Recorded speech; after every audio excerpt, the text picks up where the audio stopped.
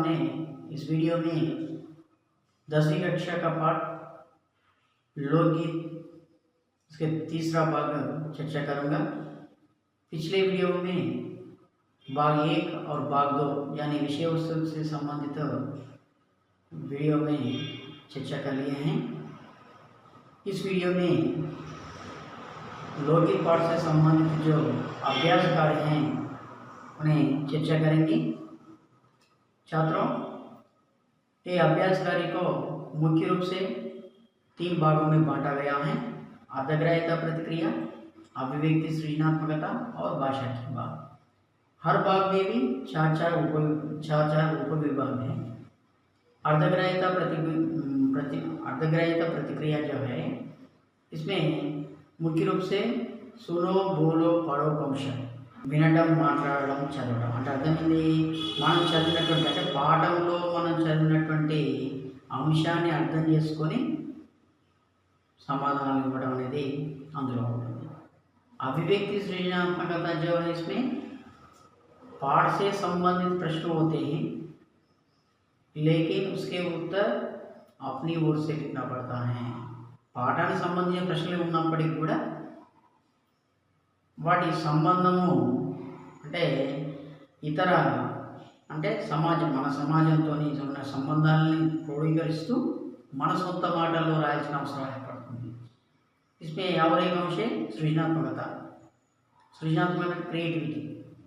అంటే మనకున్నటువంటి ఇచ్చినటువంటి అంశాన్ని వ్యాస రూపంలో ఇచ్చిన దాన్ని కథ రూపంలో రాయడం కానీ, లేదంటే కవితల రూపంలో దాన్ని నిబంధ రూపంలో రాయడం కానీ, నాటక రూపంలో రాయడం కానీ, వార్తాలాప రూపంలో రాయడం కానీ, అంటే ఇచ్చిన అంశాన్ని విధా మార్చడం కానీ, దాని పద్ధతి మార్చడం కానీ, లేదంటే ఒక అంశం మీద ఏదో ఒక డిస్కోర్స్ రూపంలో రాయడం అనేది చేస్తాం. అది కూడా మనం సొంతంగా చేయాల్సి ఉంది. उसके बाद तीसरा है भाषा की बात. ఈ భాషా की बात ముఖ్యంగా శబ్ద భండార్ और వ్యాకరణాంశ. శబ్ద భండార్ అంటే పదజాల అభివృద్ధి, వొకాబులరీ పెంచేది. అంటే అందులో పర్యాయ శబ్దాలు, విలోమ శబ్దం, అర్థం, ఉపసర్గ, ప్రత్యయ, తర్వాత శబ్ద సంక్షేపం, సంఖ్యాని, ఈ విధంగా మన వొకాబులరీ పెంచేటువంటి అన్ని అంశాలు ఫస్ట్ విభాగంలో. తర్వాత విభాగంలో వాక్యాంశాలు లేదా గ్రామర్ అంటే వ్యాకరణాంశం, అంటే వాక్యభేదం, ప్రశ్నవాచక వాక్యాలు, తర్వాత లింగు వచనం, తర్వాత కర్మవాచకం, కర్తృవాచ్యం, కాలు వదలన, ఇవన్నీ అందులో వస్తుంటాయి. ఈ అన్ని విషయాన్ని మనము ఈరోజు ఈ వీడియోలో చర్చించుకుందాం. మంచిగా అర్థం చేసుకుంటారని నేను అనుకుంటున్నాను. पहले जो भाग है अर्धग्राह्यता प्रतिक्रिया, इसके बारे में वीडियो में अर्धग्राह्यता प्रतिक्रिया जो है इससे संबंधित ये पूरे अर्धग्राह्यता प्रतिक्रिया, अभिव्यक्ति सृजनात्मकता और भाषा की बात, इन तीनों के अभ्यास हम स्लाइडों में देखते हुए चर्चा करेंगे. अर्धग्राह्यता प्रतिक्रिया, इसमें पहला विभाग है प्रश्नों के उत्तर दीजिए. मौखिक रूप से उत्तर देना है. लोकगीत ग्रामीण जनता का मनोरंजक साधन है कैसे. हम पढ़े हैं इस पाठ में, लोकगीत पाठ में, लोकगीत ग्रामीण जनता का मनोरंजक साधन है. ఈ లోకగీత అనేటివి గ్రామీణ ప్రజలకు మనోల్లాసాన్ని ఇచ్చేటువంటి సాధనాలు ఎట్లా అంటాం. अब बोल सकते हैं, बोलिए, बताइए. हाँ, सही बताया आपने. ये मुख्य रूप से अपनी अपनी ओर से लिखना पड़ता है. हर एक छात्र का या हर एक अध्यापक का एक जैसे उत्तर नहीं हो सकते हैं. ये एक्सरसाइज जो है पूरे, इसे अर्धग्राह्यता प्रतिक्रिया हो या अभिव्यक्ति सृजनात्मकता हो, अपनी ओर से लिखना पड़ता है. यहाँ पर मेरे राय में ऐसा लिख दिया मैं. लोकगीत ग्रामीण जनता का मनोरंजक साधन है. गांवों में शहरों की तरह मनोरंजन के साधन जैसे सिनेमा, सर्कस आदि नहीं होते. जब गांव के लोग काम करते करते ऊब जाते हैं तो उनके नीरस को दूर करने का एकमात्र साधन लोकगीत ही है. लोकगीतों में ग्रामीण लोगों की लोगों के रोजमर्रा रोजमर्रा को दर्शाया जाता है, दर्शाया दर्शाया जाता है। लोकगीतों की भाषा भी देहाती भाषा होती है, इसलिए हम कह सकते हैं कि लोकगीत ग्रामीण जनता का मनोरंजक साधन है। లోక్గీతులు గ్రామీణ ప్రజలకు ఒక మనోరంజన సాధనం. ఏ విధంగా అంటే గ్రామాల్లో పట్టణాల్లో వలె మనోరంజన సాధన అయినటువంటి సినిమా కానీ, సర్కస్ కానీ అలాంటి ఏ సౌకర్యాలు కూడా ఉండవు. जब गांव के लोग काम करते करते थक जाते या ऊब जाते, तब उनके नीरस को दूर करने का एकमात्र साधन లోక్గీత హే. ఎప్పుడైతే ఈ గ్రామీణ ప్రజలు పని చేసి చేసి అలసిపోతారో, వాళ్ళకు నీరసం అనేది వస్తుందో, ఆ నీరసాన్ని దూరం చేయడానికి ఒకే ఒక ఉపయుక్తమైనటువంటి సాధనం, మనోరంజన సాధనం लोकगीत అని చెప్పొచ్చు. लोकगीतों में ग्रामीण लोगों के रोजमर्रा के दिनचर्या दर्शाया जाता है. ఈ లోక్గీతలో ముఖ్యంగా గ్రామీణ ప్రజల యొక్క దినచర్యలు స్పష్టంగా కనబడుతుంటాయి. లోక్గీతంకి భాష బి దేహాతీ భాష, అంటే అక్కడి ప్రాంతంలో వాడేటువంటి భాష వాడబడతాయి. కాబట్టి మనం చెప్పొచ్చు ఏంటంటే ఈ లోక్గీతలో గ్రాमीण ప్రజలకు मनोरंजन साधन इस प्रकार हम लिख सकते हैं. और दूसरा क्या है, अपनी या मातृभाषा का कोई लोकगीत सुनाइए. మీ భాషలో కానీ, అంటే తెలుగు భాషలో కానీ, లేకుంటే ఏదైనా మీ మాతృభాష ఏదైతే ఆ మాతృభాషలో కానీ, హిందీలో కానీ ఏదైనా ఒక లోక్గీతం వినిపించమంటుండు. ఇది మౌఖిక రూప్స్, మౌఖికంగా వినిపించాలి. అది మనం ఫస్ట్ వీడియోలో చూసాం, బతుకమ్మ పాట. అలాంటి పాటలు ఏదైనా చూపించవచ్చు. నెక్స్ట్ देखिए, ఉచిత్ క్రమ్ మే లిఖియే. ఇక్కడ పాఠంలో ఉన్నటువంటి వాక్యాలనే ఏర్ ఫైర్ కర్కే దియే జాతే హై. అంటే ఆ వాక్యంలోని శబ్దాలను మార్చి మార్చి ఇస్తుంటాడు. వాటిని ఏం చేయాలి, ఒక క్రమ పద్ధతిలో పెట్టాలి. ఉదాహరణకి ఇక్కడ ఉన్న చూడండి, लोकगीत है संगीत सीधे जनता के. हाँ छात्रों, बताइए इसका सही रूप क्या हो सकता है इस वाक्य का. हाँ शाबाश, लोकगीत सीधे जनता के संगीत हैं. दूसरा देखिए, मदर ढोलक की स्त्रियां हैं गाती. हाँ, इसका सही रूप क्या है, मदद 2 बार आया और एक ही बार लिखना है. स्त्रियां ढोलक की मदद से गाती हैं. शाबाश. और यहाँ पर तीसरा विभाग देखिए, यहाँ पर हमारे पाठ का चौथा अंतिम अनुच्छेद दिया गया है. गांव के गीतों के वास्तव में अनंत प्रकार हैं. जीवन जहाँ इटला इटला कर लहराता है, वहाँ भला आनंद के स्रोतों की कमी हो सकती है. उद्दाम जीवन के ही वहाँ के अनंत संख्यक गाने के प्रतीक हैं. ये अनुच्छेद आप पढ़ चुके हैं, समझ चुके हैं. इससे संबंधित 2 प्रश्न तैयार करना है. ప్రశ్న తయారు करते वक्त, అంటే ప్రశ్నలు తయారు చేసేటువంటి సందర్భంలో हम सर्वनाम प्रश्नवाचक सर्वनाम शब्दों को दृष्टि में रखकर प्रश्न तैयार करना है. प्रश्नवाचक सर्वनाम के शब्द कौन कौन से हैं, क्या, कौन, क्या, किसे, कब, कहाँ, क्यों. इस प्रकार इन शब्दों को दृष्टि में रखकर वाक्य, इसमें अनुच्छेद में जो वाक्य हैं, वाक्य के लिए कौन सा सार्वनामिक विषय, सार्वनामिक प्रश्नवाचक सर्वनाम शब्द उपयुक्त हैं, उसे प्रयोग करते हुए प्रश्न तैयार करना है. आप तैयार कर सकते, बताइए क्या क्या कर सकते हैं, कौन कौन से प्रश्न तैयार कर सकते हैं. हाँ शाबाश, आप ही सही बताया. मेरे राय में ऐसा हो सकता है प्रश्न. पहला, गांव के गीत कितने प्रकार के हैं. गांव के गीत वास्तव में अनंत प्रकार हैं. इसका ये वाक्य का प्रश्न ये हो सकता है. और दूसरा देखिए, गाने किसके प्रतीक हैं. अनंत संख्यक गाने प्रतीक हैं, वहाँ के उद्दाम जीवन के यहाँ पर दिया गया. इसके लिए ये प्रश्न लिख सकते हैं हम लोग. और चौथा देखिए, नीचे दी गई पंक्तियाँ पढ़िए और प्रश्नों के उत्तर दीजिए. यहाँ पर एक अपठित पद्य दिया गया. एनुअल एग्जाम में भी इस प्रकार के प्रश्न दिए जाते हैं, उनके लिए 5 अंक. इसलिए इस प्रकार के प्रश्नों को भी हम अच्छी तरह से अभ्यास करनी चाहिए. अब आया है तेलंगाना हमारा, गांव गांव विकास करेगा हमारा. वहाँ के तालाब भरेंगे अब पानी से, किसान करेंगे खेती खुशी से. यहाँ पर एक छोटा सा पद्यांश है, कवितांश है। इसके 2 प्रश्न दिया गया, प्रश्न के उत्तर देना है। यहाँ किसके विकास की बात है? प्रश्न है यहाँ मानी क्या है?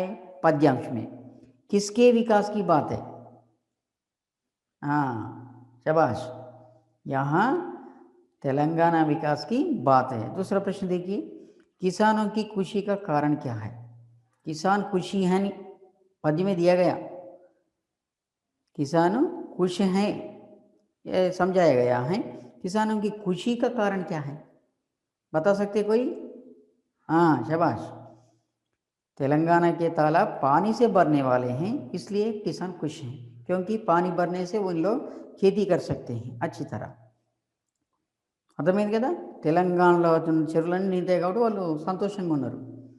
और अव्यक्ति सृजनात्मकता में 4 प्रश्न हैं, इनके उत्तर अपनी ओर से पूरी तरह से बाहर के सोच विचार करके लिखना पड़ता है.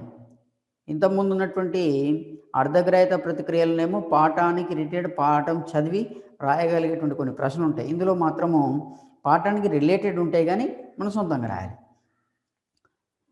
यहाँ पर प्रश्न पहला प्रश्न बदला है क्योंकि वो नया वो पुरानी पुस्तक का है ये अंश.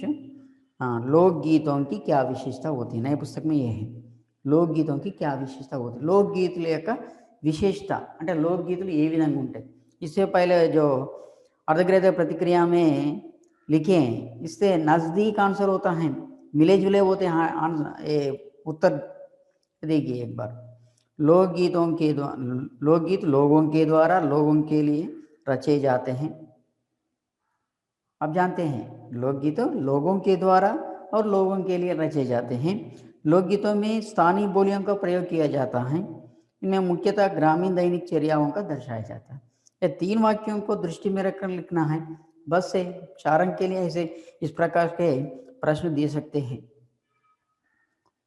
और दूसरा प्रश्न देखिए, लोकगीत पाठ का सारांश अपने शब्दों में लिखिए. यहाँ पर लोकगीत पाठ में भगवती चरण उपाध्याय जी का जो विचार है, उनके राय के अनुसार वो लोकगीत निबंध लिखा गया. అతను భగవతి చరణ్ ఉపాధ్యాయజీ గారు తన యొక్క ఆలోచన ప్రకారము తను లోకగీతాలను తీసుకొని వాటి మీద ఒక పెద్ద వ్యాసాన్ని రాశాడు. దాంట్లో కుదించి మనకు కొంతమేర మనకి ఇవ్వడం జరిగింది. దాని యొక్క సారాంశం మన శబ్దాల్లో अपने शब्दों में लिखी అన్నాడు. అంటే సొంత మాటల్లో రాయాలి. మరి ఏం రాయాలనేది ఈ పాఠాన్ని అనుసరించి కొన్ని ముఖ్య బిందువులు అనేది మనం పెట్టుకోవాలి. అంటే మెయిన్ పాయింట్స్ అనేది ఉంచుకొని వాటి ఆధారంగా రాయాలి. ఉదాహరణకి చూద్దాం. लोकगीत का अर्थ అంటే लोकगीत అంటే ఏంటిది? लोकगीत शास्त्रीय संगीत से कैसे भिन्न है? पहले फेरे में देखिए हम लोग.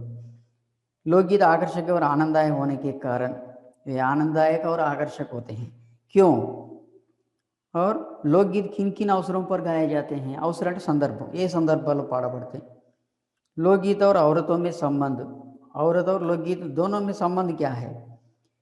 विभिन्न प्रांतों में गाए जाने वाले लोकगीतों का उल्लेखन, विविध ప్రాంతాల్లో పాడబడేటువంటి लोकगीतुల యొక్క పేర్లు తెలపడం. इन अंशों को दृष्टि में रखकर हम पूरे पाठ को दृष्टि में रखकर इन मुख्य बिंदुओं के आधार पर हम इस प्रश्न का उत्तर दे सकते हैं. एनुअल एग्जाम में 7 अंक के लिए देने वाले प्रश्न हैं. और देखिए, अपने मनपसंद विषय पर एक निबंध लिखिए. निबंध అంటే వ్యాసం. నీకు ఇష్టమైన ఒక వ్యాసం రాయమంటాడు, మీరు ఎలా రాస్తారు? అంటే దరిదాపులో వ్యాసం అంటే ఏదో ఒక విషయాన్ని తీసుకొని దాని మీద 4 పేజీలు రాస్తే మార్కులు పడాయి. निबंध के लिए कुछ सोपान होते हैं, इन सोपानों को दृष्टि में रखकर लिखना है. निबंध का प्रारूप అంటే ఏ విధంగా ఉండాలి నిబంధన అనేది చూద్దాం. ప్రస్తావన భూమిక, ఇందులో ఏముంటుంది? ప్రస్తావన భూమికలో మనం తెలుగులో ఉపోద్ఘాతము అంటాం. అంటే దాని అర్థము, దాని ఉద్దేశము అలాంటివి ఇందులో రాస్తుంటాం. अर्थ प्रारंभ మొదలైన అంశాలు. दूसरा है मुख्य विषय, ఇది మెయిన్ అన్నట్టు. మనం చెప్పదలుచుకుంది మొత్తం ఇందులోనే చెప్పేస్తాం. ఇందులో ముఖ్యంగా आविष्कार, कारण, उपयोगिता, लाभ, नष्ट, मनाने की रीति आदि अंश निबंध विषय के अनुसार हम लिखना पड़ता है. ఒక వైజ్ఞానిక వస్తువు అయినప్పుడు దాని యొక్క ఆవిష్కారం గురించి, దాని ఉపయోగిత గురించి, దానివల్ల లాభ నష్టాల గురించి ఇందులో రాయబడతాయి. అదే ఒక పండుగను తీసుకున్నాం అనుకోండి, ఒక త్యోహార్ తీసుకున్నాం అనుకోండి, అందులో ఆ పండుగ చేయడానికి కారణాలు, పూర్వకథలు ఉంటే పూర్వకథలు, అది ఎందుకు చేస్తాం, దానివల్ల లాభాలు ఏంటివి, దానివల్ల నష్టాలు ఏంటివి, దాన్ని ఏ విధంగా జరుపుకున్నాం, మనానికి రీతి ఏ విధంగా జరుపుకుంటాం అనేది ఈ అన్ని విషయాలు ఇందులో రాస్తుంటాం. అదే ఒక వ్యాధి గురించి అనుకోండి, ఆ వ్యాధి ఎవరు కనుక్కున్నారు, అది ఎందువల్ల వస్తుంది, అది రావడం వల్ల నష్టాలు ఏంటివి, దాన్ని ఇలాజ్, దాన్ని ఏ విధంగా చికిత్స చేయవచ్చు, ఈ విధంగా దానికి ఏ మనం చర్యలు తీసుకొని ఆ వ్యాధి రాకుండా మనం బయటపడవచ్చు, ఇలాంటి విషయాలను ఇందులో తీసుకోవాలి. ఏ ముఖ్య విషయం. తీసరా హే ఉపసంహారం. ఉపసంహారం అంటే మన యొక్క అభిప్రాయాన్ని, అంటే ప్రధానికి కూడా లాభ నష్టాలు ఉంటే వాటిని దృష్టిలో పెట్టుకొని మనం ఏ విధంగా లాభం పొందాలనే విషయాన్ని ఇందులో చెప్పవచ్చు. కైసే లాभ उठाना अपनी राय आदि इन अंशों को दृष्टि में रखकर अपने मनपसंद एक निबंध को अपनी ओर से लिखिए. और देखिए, लोकगीतों में मुख्यतः ग्रामीण जनता की भावनाएं हैं. अपने शब्दों में ये भी पहला प्रश्न लिखिए. दूसरा ये कौन सा अव्यक्ति सृजनात्मक, पहला प्रश्न वही है. इन दोनों उत्तरों को दृष्टि में रखकर ये लिख सकते हैं. ఆ రెండు ప్రశ్నలకు సమాధానం ఎట్లుందో ఇది కూడా సమాధానం ఆ విధంగానే ఉంటుంది దరిదాపులో. लोकगीतों में मुख्यतः ग्रामीण जनता की भावनाएं हैं. ग्रामीण जनता की रोजमर्रा लोकगीतों में दर्शाया जाता है. वे अपनी बोली में आकर्षक ढंग से लोकगीतों का सृजन किए जाते हैं. देहाती लोकगीतों में गांवों में मनाए जाने वाले विभिन्न कार्यक्रम, पर्व आदि अंश दर्शाया जाता है. అంటే మనం ఇక్కడ ప్రశ్న ఏది ఇస్తే అది ముందు రాయటం తప్పనిసరి.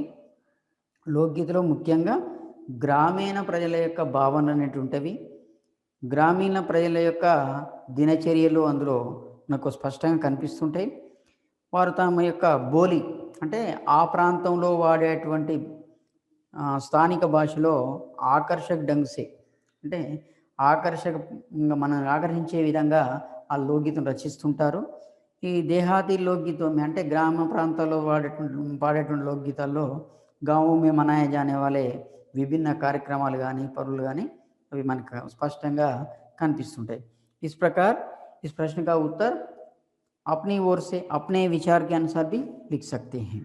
और आगे देखिए बच्चों, ये भाषा की बात ये मुख्य रूप से बहुत ఇంపార్టెంట్ పార్ట్. ఎందుకంటే మనకు యాన్యువల్ ఎగ్జామ్లో భాషాకి బాత్ మీద మనకి 20 మార్కులు అనేటివి వస్తుంటాయి. ప్రతి పాఠంలో ఉన్న భాషాకి బాత్లో ముఖ్యంగా 2 విభాగాలు తీసుకొని శబ్ద భండారు और వాక్యాంశ, వాక్య సంబంధి వ్యాకరణాంశ. అంటే వాక్యాల మీద వ్యాకరణాంశాల మీద ఒక 10 మార్కుల వరకు, శబ్ద భండారు అంటే వొకాబులరీ మీద ఒక 10 మార్కుల వరకు మనకి ఇస్తుంటారు. కాబట్టి ప్రతి పాఠం వెనుక ఉన్నటువంటి భాషాకి బాతును మంచిగా అర్థం చేసుకొని చదివి రాసేది కూడా ఉండదు. ఇందులో మనం ఐడెంటిఫై చేయడమే ఎక్కువగా ఉంటుంది. కాబట్టి సులభంగా పాస్ కావడానికి భాషాకి బాతు చాలా ఇంపార్టెంట్. కాబట్టి దీన్ని దృష్టిలో పెట్టుకొని ఇవే రావు మీకు, ఇలాంటి ప్రశ్నలే ఇలాంటి పదాల మీదనే మనకు అక్కడ వస్తుంటాయి. అర్థమైందా छात्रों? पहला इसमें भी 4 उप विभाग हैं. पहला 2 आ ये दोनों विभागों में शब्द भंडार संबंधी प्रश्न और ई में क्या है, यहाँ पर वाक्यांश अंटे शब्द को वाक्यांश में लिखना है. और इसी प्रकार यहाँ पर वाच्य के संबंध में दिया गया है. इससे संबंधित तो हम आगे चलेंगे. भाषा की बात में कोष्टक में दी गई सूचना पढ़िए और उसके अनुसार कीजिए. कोष्टक में दी गई బ్రాకెట్లో ఇవ్వబడిన సూచన చదవండి, దాని ప్రకారం చేయండి. మనకు ఎగ్జామ్లో కూడా ఈ విధంగానే ఉంటుంది. ఒక వాక్యం ఇస్తాడు, అందులో అండర్లైన్ ఇస్తాడు, బ్రాకెట్లో ఇస్తాడు, సూచన ఇస్తాడు. అది శబ్ద భండార్ అయినప్పుడు. భాషాకి బాత్ అయినప్పుడు కూడా అండర్లైన్ చేయకుండా మనకు బ్రాకెట్లో ఇచ్చిన సూచన అనుసరించే మనం అక్కడ ఆన్సర్ను గుర్తుపట్టాలి. కాబట్టి కోష్టక అంటే బ్రాకెట్ అని గుర్తుపెట్టుకోవాలి. పర్యాయ శబ్ద సాధన అంటే పర్యాయ శబ్దం. పర్యాయ శబ్దం అంటే ఏంటి చెప్పండి? శభాష్. ఒకే అర్థాన్ని ఇచ్చేటువంటి శబ్దాన్ని మనం పర్యాయ శబ్దాలు అంటాం. తెలుగులో కూడా పర్యాయ శబ్దాలు, పర్యాయ శబ్దం. సాధన, इसका क्या हो सकते हैं? कौन कौन से शब्द पर्याय शब्द हो सकते हैं? कम से कम 2 शब्द बताना है. बताइए छात्रों. शाबाश. साधना के लिए अभ्यास, दोहराव, ये शब्द ले सकते हैं. दूसरा है त्योहार. ये बहुत बार आया 9वीं कक्षा में, 8वीं कक्षा में, 7वीं कक्षा में त्योहार शब्द बहुत बार आया. आप बोल सकते हैं इनके पर्याय शब्द. त्योहार के पर्याय शब्द बोल सकते हैं. बताइए. शाबाश. पर्व, उत्सव. तीसरा देखिए देहात. पाठ में देहात अंटे నేను కూడా ఎన్నోసార్లు చెప్పాను देहात అంటే ఏంటి. देखिए देहात के पर्याय शब्द ग्राम, गांव. विलोम शब्द लिखिए. विलोम शब्दను ఏ విధంగా, విలోమం అంటే అపోజిట్ వర్డ్స్ని ఏ విధంగా రాస్తారు, మీరు ఏ విధంగా రాస్తారు అనేది తెలుసు మీకు. అంటే వాటిని బట్టి ఒక దగ్గర రాసుకొని ప్రతి పాఠంలో వచ్చినటువంటి విలోమ శబ్దాలని రాసుకొని చదువుతూ ఉంటారు. ఒక సులభమైన చిట్కా మనం ఉపయోగించినట్లయితే విలోమ శబ్దం గుర్తించడం చాలా ఈజీ. विलोम शब्दाలు ఏ విధంగా ఏర్పడుతున్నాయని మనం తెలుసుకోవాలి. ఫస్ట్ विलोम शब्द मुख्य रूप से 3 तरीके से बनते हैं. पहला है उपसर्ग जुड़ने से. మనకు తెలుసు ఉపసర్గ అంటే శబ్దం యొక్క ముందు చేరి శబ్దం యొక్క అర్థంలో మార్పు తెచ్చే వాటిని ఉపసర్గ అంటాము. ఆ విధంగా ఒక శబ్దానికి ముందు చేరడం వల్ల అది విలోమ శబ్దంగా మారుతుంది. ఉదాహరణకు న్యాయ అనే పదం ఉంది, దానికి ఆ కలిసింది అనుకోండి, అన్యాయం. న్యాయానికి అన్యాయం విలోమ శబ్దం కదా. इसी प्रकार उपसर्ग बदलने से ఉపసర్గను మార్చడం వల్ల కూడా అవి విలోమ శబ్దాలుగా మారుతుంటాయి. స్వదేశ్ అనే పదం ఉంది, అందులో దేశ అనే పదానికి స్వ అనేది ఉపసర్గ ఉన్నది. దానికి ఉపసర్గ అదే విలోమ శబ్దం ఏమవుతుంది మనకు విదేశ్ అంటే స్వ అనేది తీసేసి వి పెట్టినాం అక్కడ. అర్థమైందా? उपसर्ग जुड़ने से, उपसर्ग बदलने से और कुछ अन्य शब्दों के द्वारा ఇంకా వాటికి మనం ఉపసర్గలు చేర్చడం కానీ లేదా ఉపసర్గలు మార్చడం కానీ చేయం. అలాంటి సుక్ ఉంది, అసుక్ అనొద్దు, దుసుక్ అనొద్దు. దానికి ఏం చేయాలి మనం? దుక్కే పెట్టాలి. సుక్కు దుక్కు అంటే స్వస్మర శబ్దాలు. కొన్ని సందర్భాల్లో మహత్వ పూర్ణ అనే వచ్చినప్పుడు, పూర్ణ అని వచ్చినప్పుడు అదేది ప్రత్యయం, దానికి హీన అని పెట్టి చేసేయాలి. మహత్వ పూర్ణం, అపూర్ణ అనే శబ్దం తీసేసి హీనని పెడితే అది విలోమ శబ్దగా మారుతుంది. అమహత్వपूर्ण అనకూడదు, महत्वपूर्ण महत्वहीन. इस प्रकार इसमें क्या है देखेंगे अभ्यास में. सजीव ఇందులో ఏముంది? Very good. సా అనే ఉపసర్గ ఉంది, దాన్ని మార్చాలి. निर्जीव, वेरी गुड. परदेशी, यहाँ पर सही, पर उपसर्ग है, देशी मूल शब्द है. यहाँ पर पर को क्या कैसा करना है? पर को निकाल कर क्या रखना है? उपसर्ग. परदेशी से उपसर्ग बैठा ले. Very good. स्वदेशी. शास्त्रीय, यहाँ पर उपसर्ग है? नहीं है. क्या करना है यहाँ पर? उपसर्ग जोड़ना है. सही, अशास्त्रीय. और देखिए सूचना पढ़िए और उसके अनुसार कीजिए. लिंगु बदलिए, लिंग మార్చాలి. మనకు తెలుగులోనైతే ఈ ప్రాబ్లం ఉండదు, చాలా తక్కువ, మనకు కష్టంగా ఉంటుంది. హిందీలో ఉన్నటువంటి దాంట్లో లింగాన్ని చాలా కఠినమైన అంశమే, కానీ తెలుసుకుంటే చాలా ఈజీ. తెలుగులో 3 లింగాలు ఉంటాయి: పుల్లింగు, స్త్రీలింగు, నపుంసకలింగు. మనము పుస్తకం తీసుకొని ఇది స్త్రీలింగ శబ్ద పుల్లింగ శబ్దం తెలుగులో అడిగితే నవ్వుతారు. ఎందుకు? అదేంద్ర దానికి ప్రాణం లేదు, అది నపుంసకలింగం, స్త్రీలింగ పుల్లింగ అని అడుగుతున్నాం అని. అదే హిందీలో పుస్తక కౌన్ సా లింగ అంటే స్త్రీలింగ అని చెప్తారు. క్యో? యా పర్ 2 ही लिंग है, पुलिंग और स्त्रीलिंग. నపుంసకలింగాల్ని వాటి యొక్క ఉపయోగాన్ని బట్టి, వాటి యొక్క ఆకారాన్ని బట్టి వాటిని కొన్ని చాలా వరకు స్త్రీలింగులో కొన్ని శబ్దాలను పుల్లింగులో తీసుకోవడం జరిగింది. మనం ఇక్కడ లింగు బదిలీ అండి కాబట్టి దాని గురించి చూద్దాం. పుల్లింగు, స్త్రీలింగ. గాయక్, ఇంక స్త్రీలింగం ఏమవుతుంది? गायिका, लेखक, हाँ वेरी गुड, लेखिका। इन दोनों शब्दों में अक अक अका అనేది వస్తుంది అక్కడ. గాయక్, అక్ గాయక్, లేఖక్, అకాంత్ అన్నట్టువి. అక్క అనేది అంతంగా వచ్చినటువంటి శబ్దాలకు ఈకా చేసేస్తే అవి స్త్రీలింగాలుగా మారుతాయి. గాయక్ అక్కు తీసేసి ఏం చేసినాం? ఈకా పెట్టినాం, గాయిక. లేఖక్ అక్కను తీసేసి ఏం చేసినాం? ఈక, లేఖిక పెట్టేసినాం. कवि, कवयित्री। शाबाश।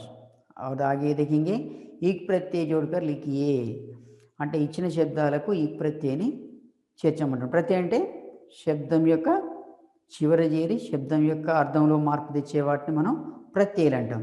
మరి ఈక్ ప్రత్యయ కూడా ఒకటి. మరి దీన్ని ఎందుకు ఇచ్చింటే ఇది ప్రత్యేకమైనది. ఎందుకంటే మూల శబ్దులో మార్పు అనేది వస్తుంది ఈక్కు అనేది కలిసినప్పుడు. ఏ విధంగా వస్తుందో చూద్దాం. ముందు ఈ శబ్దాలని మనం చూద్దాం.